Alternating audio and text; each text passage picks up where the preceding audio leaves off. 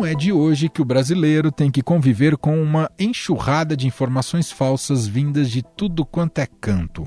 Neste ano em que teremos as eleições presidenciais, um dos grandes desafios da cobertura jornalística é desmentir uma parcela dessas fake news. Mas esse é apenas um dos pontos que farão parte da vida de repórteres em 2022. Com o ambiente cada vez mais polarizado, as paixões estão exaltadas, o que torna o trabalho da imprensa cada vez mais difícil. Além disso, esse promete ser um pleito bem pulverizado com diversos candidatos ao posto mais importante do país. Ou seja, muito antes da campanha começar, as apurações e checagens podem mudar o rumo das eleições.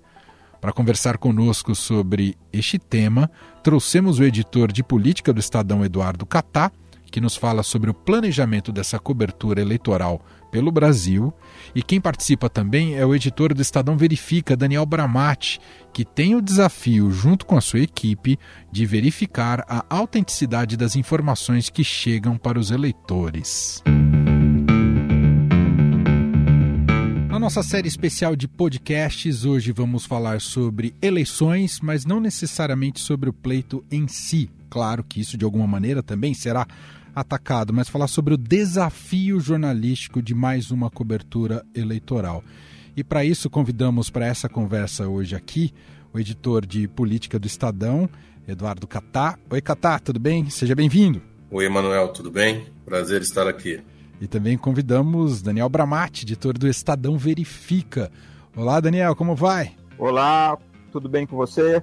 Tudo certo, obrigado pela presença dos dois. Vou começar com uma pergunta genérica, até para captar um pouco do olhar de vocês que têm acompanhado o processo, né, até culminar nesse 2022, que propriamente é o ano eleitoral. Depois a gente pode, atacar aspectos mais específicos, mas tanto para Catá quanto para Bramati, expectativa de vocês em relação às eleições de 22. Começando por você, Catá. Olha, Emanuel, é uma grande expectativa, né? Acho que as eleições, né, é um conjunto grande de eleições proporcionais e majoritárias, mas a de 2022 tende a ser uma eleição muito significativa, muito definitiva em alguns aspectos, e eu acho que tende a ser também uma eleição muito acirrada, que a gente espera que transcorra de uma maneira mais edificante possível. O exemplo que a gente tem da eleição do Jair Bolsonaro em 2018 tornou a eleição coisas que adviram, né, como a pandemia e os reflexos disso na economia, na nossa crise social que a gente vive hoje, faz dessa eleição uma eleição muito, muito importante, em que eu acho que o ambiente estará muito acirrado, mas eu acho que vai ser uma bela oportunidade para que o Brasil tome uma decisão bastante importante ali sobre o seu respeito às instituições, à democracia. Ela tem um simbolismo muito contundente aí sobre como o país encara o seu processo de democratização e o último período legislativo, o último período de mandato presidencial. E para você, Bramati, expectativa para esse processo eleitoral? Só lembrando que em termos de calendário, é um calendário um pouco diferente do convencional, não teremos Copa do Mundo no meio, né? A Copa vem depois, então, com o debate político se intensificando mais rápido, né, Bramati? Bom, nós acabamos de acompanhar um processo eleitoral no Chile, né, com dois candidatos das duas pontas do espectro, né? O candidato vencedor que estava à esquerda da esquerda tradicional chilena e o adversário dele que estava à direita da direita tradicional chilena. Um ambiente super polarizado, uma disputa muito acirrada, mas que terminou com o processo eleitoral sendo respeitado, né? O candidato derrotado, antes mesmo do final da contagem dos votos, reconheceu a derrota, cumprimentou o vencedor e o presidente em exercício, né, o presidente atual, também cumprimentou o vencedor e disse que o Chile estará unido em torno do futuro governo. Eu não vejo esse cenário como possível no Brasil, porque o nosso presidente é um presidente de inspiração golpista e já está claro que ele vai fazer tudo para boicotar o processo democrático e o processo eleitoral. Então, eu lamento muito, mas eu temo que a gente não veja uma eleição normal no ano que vem. Nós vamos ver uma eleição conduzida por um candidato à reeleição que pretende boicotar o processo eleitoral. Isso vai ser muito difícil, vai ser muito complicado, não só para as autoridades envolvidas na condução do processo eleitoral, mas também para nós, jornalistas, que vamos deparar com uma situação completamente inusitada, né? Uma situação nova em que um presidente, né, no cargo, provavelmente vai tentar boicotar o processo eleitoral e dificilmente vai reconhecer a derrota se ela ocorrer.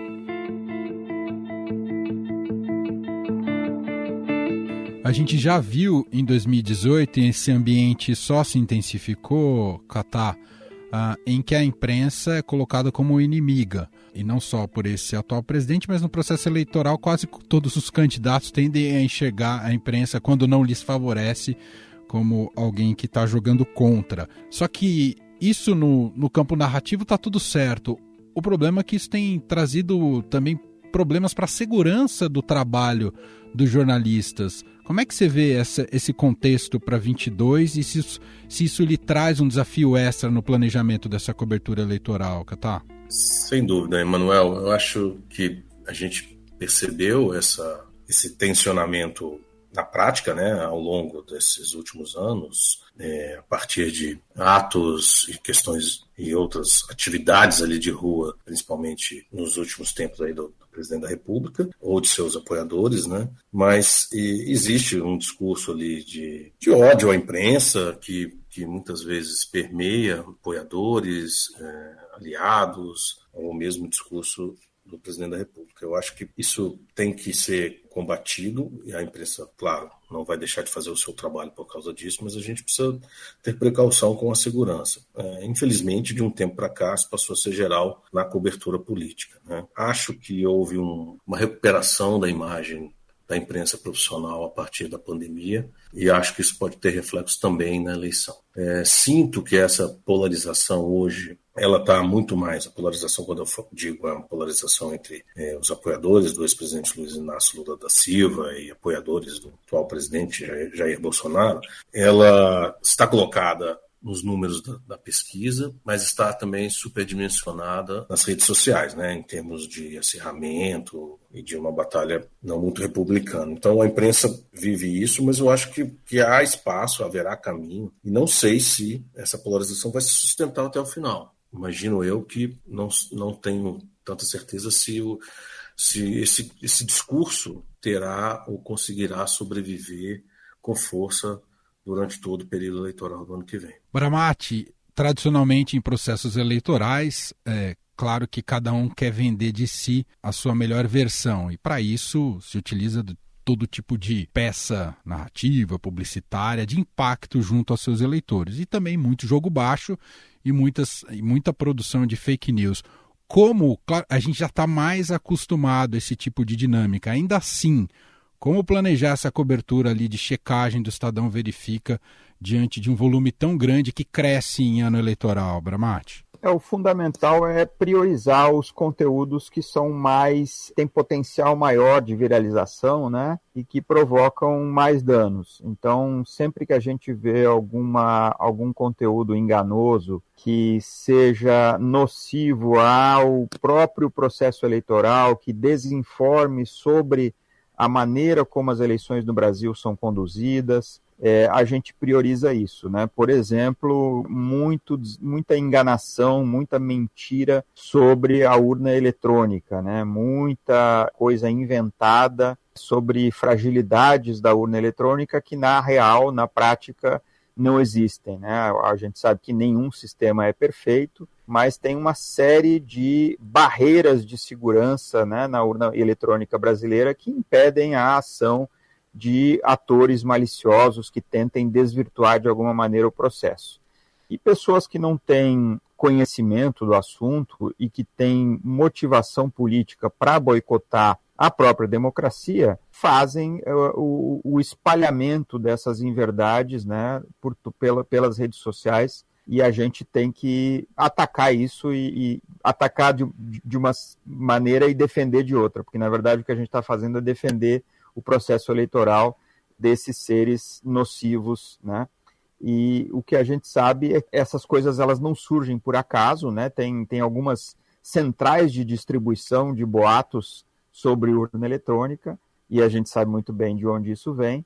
E o importante é que, com uma ação que priorize esses tipos de checagens, a gente consiga evitar que eles tenham um efeito no mundo real. Ou seja, se a gente conseguir desmentir, mostrar por que esses conteúdos são falsos a tempo, né, que a nossa checagem tenha pelo menos uma parte da visibilidade que a mentira tem, que o efeito dela seja menor, né? A gente sabe que não vai ser efeito zero, né? Existe uma crença de parte dos apoiadores do presidente hoje em dia de que há uma fraude em andamento e tal, que no fundo é uma grande balela, é uma grande mentira para justificar uma eventual derrota do presidente no ano que vem. Já aconteceu isso em 2018, tinha todo um teatro montado para apontar uma suposta fraude, e acabou que o presidente, o Bolsonaro, acabou vencendo aquela eleição, acho que para surpresa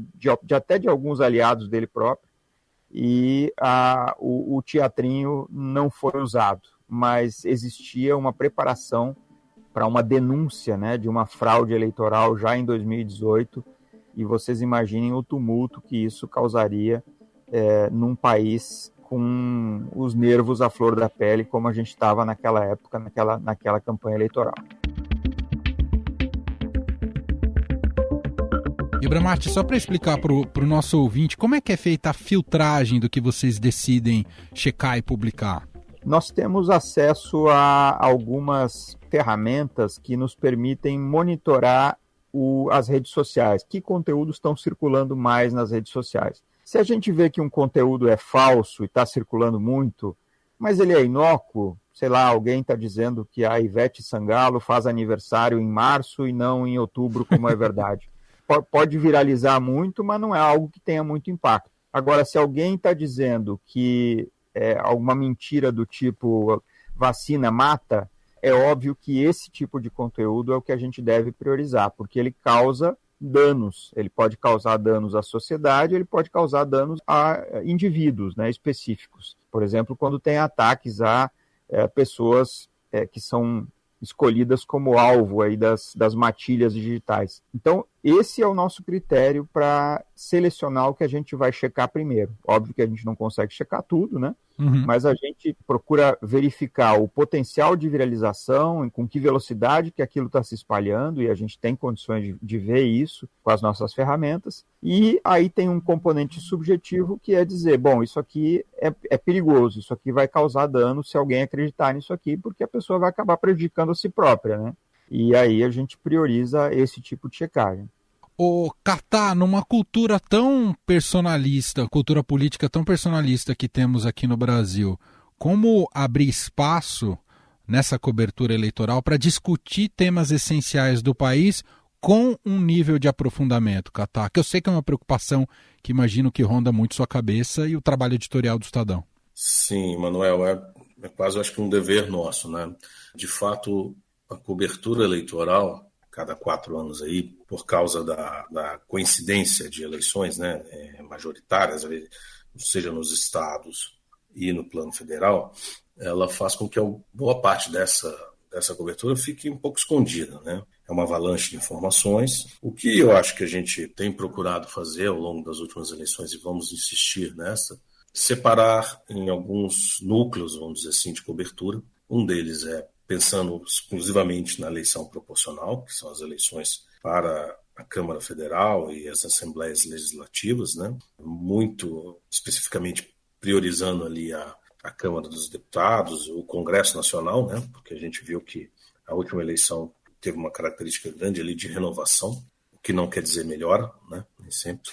Mas também tentar jogar luz aí nos estados. Eu acho que é um grande desafio dar protagonismo no nosso noticiário às disputas locais, né? As disputas nos estados, para as assembleias, que são muito importantes, né? E que estão mais próximas ali do cidadão, né? Então, a gente tem que tentar fazer isso com um certo planejamento ali de coberturas que levem a cada praça, e aí a gente tem uma vantagem vamos dizer assim, que é o fato de a gente ter essa cobertura digital que pode ser direcionada ao leitor que está no seu estado, tentando fazer algo mais específico para esse leitor.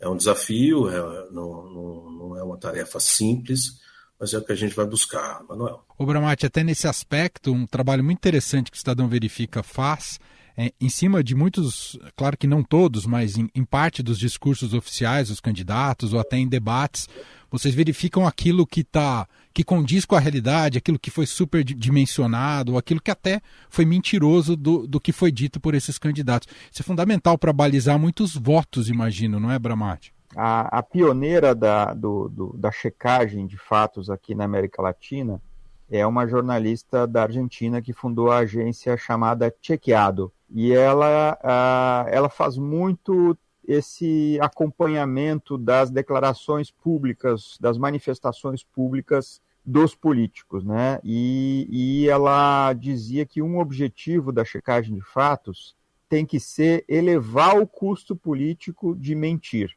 Ou seja, o político ele tem uma relação muito frouxa com a verdade, vamos falar sério, né? Uhum. Ele não tem os políticos em geral, né? Aqui eu estou cometendo uma generalização, mas eles não têm uma preocupação muito grande com a precisão, com a verdade dos fatos, e durante muito tempo isso aconteceu quase de uma forma meio impune, porque a imprensa meio que registrava o que eles diziam e os eleitores não tinham elementos para checar, né? Ninguém tinha uma enciclopédia com todos os fatos em casa para checar.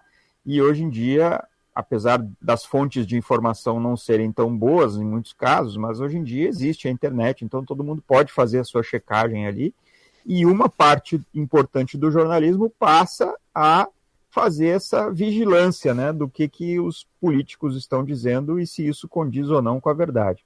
Óbvio que a gente não tem condições de fazer um acompanhamento de tudo que todos os políticos dizem, mas nos eventos mais importantes, nos discursos mais importantes, a equipe do Estadão Verifica está entrando e está fazendo um trabalho de um pente fino, né, do que é dito e que tem um pé na realidade, ou que é falso, ou que é errado, né? Pode acontecer do político, às vezes, falar alguma coisa que é falsa por desconhecimento. Mas também acontece muito de ele transmitir uma ideia ou uma opinião baseada numa declaração que ele sabe que é falsa e que, mesmo assim, ele insiste em expor, né? Então, isso a gente considera que é importante relevar e mostrar para o eleitor. Cata, há, claro, todo um processo de profissionalização do marketing político, né? E os próprios candidatos contratam isso. Isso vale muito nesse mercado, especialmente em processos eleitorais. Um desafio da cobertura e dos repórteres é tentar desvendar esse candidato para além dos discursos ensaiados, Cata?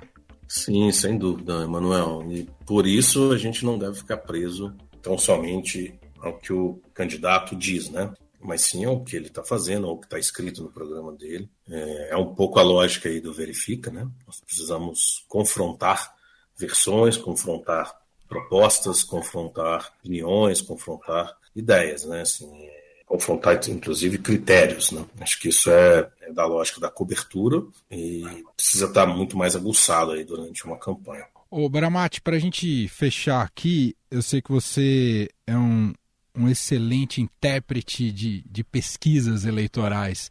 Me conta como tem sido esse papel das pesquisas, e acho que a gente tem observado um crescimento grande de vários institutos fazendo pesquisas também. O quanto isso é positivo para melhorar o processo eleitoral, Bramati? Eu tendo a achar que essa proliferação de resultados e pesquisas contratadas por bancos e entidades do mercado financeiro, eu não vejo isso como algo muito enriquecedor do debate eleitoral. Eu vejo pesquisas que têm metodologias que deixam muito a desejar, no sentido de mostrar um resultado que se baseie num microcosmo representativo da sociedade brasileira. Uma pesquisa, para ela ser boa, pode ouvir 2.000 ou 3.000 pessoas, mas esse microcosmo ele tem que ser um micro-Brasil. Ele tem que ter a mesma proporção de ricos, de pobres, de brancos, de negros, de moradores do Nordeste, do Sudeste. E no Brasil, para se conseguir essa representatividade, tem que bater perna, tem que ir na casa das pessoas, tem que ir em lugares, às vezes, de difícil acesso, e entrevistar as pessoas nas suas casas ou na rua.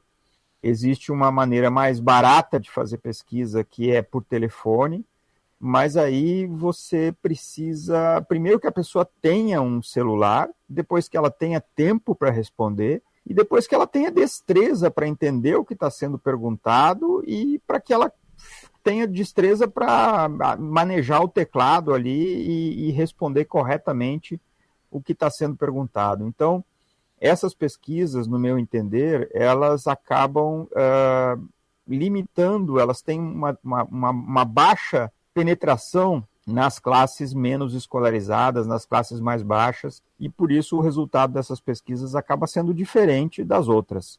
Então, acho que, de fato, a gente tem poucas pesquisas boas no Brasil hoje sendo feitas, e eu diria que o padrão ouro são as tradicionais pesquisas do Datafolha e do antigo IBOP, que é o IPEC hoje em dia, né? Uhum. E as demais ainda precisam mostrar serviço para comprovar que elas são relevantes e não apenas um ruído aí no processo eleitoral. Catá, último recado aqui para o nosso ouvinte aqui do podcast, acompanhando as novidades ao longo de todo o processo eleitoral que a gente sabe que se estende por todo esse 2022. O caminho, enfim, é seguir ali os canais de política, que aos poucos essas novidades vão aparecendo ao longo desse calendário, é isso, Catá? É isso, Emanuel. Podem nos prestigiar aí, acompanhando todos os nossos canais, no nosso ambiente digital, no jornal impresso, que passou por uma reformulação recente. Estaremos aí com o desafio, com a proposta de apresentar uma melhor cobertura, uma cobertura mais didática, mais educativa, ao mesmo tempo com características de serviço, para não só informar, mas também ajudar o leitor/eleitor a se decidir aí na eleição. Agradeço então a Daniel Bramati, editor do Estadão Verifica. Obrigado, viu, Bramati? Bom 2022, porque vem fortes emoções pela frente. Bramati! Não será um ano fácil, mas estamos preparados. A você também, Catá. Um abraço, editor de política do Estadão, e boa sorte, hein, Catá? Boa, obrigado, Manuel. Boa sorte para nós.